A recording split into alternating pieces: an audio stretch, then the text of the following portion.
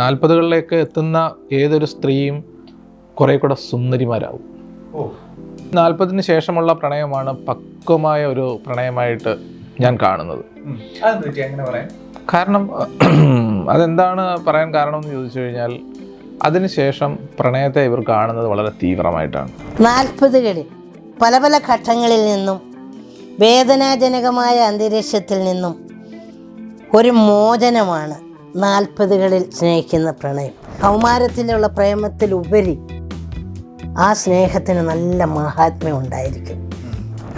ഭാര്യ കൂടെ നടന്നു പോവുകയാണെങ്കിലും നോട്ടത്തിലെങ്കിലും ഒന്ന് ഇഷ്ടപ്പെടാത്ത ഒരു മനുഷ്യർ, എന്തോ മനുഷ്യ അങ്ങോട്ട് നോക്കുന്നത്, അല്ല പല അനുഭവങ്ങളും ഇല്ലേ പലർക്കും.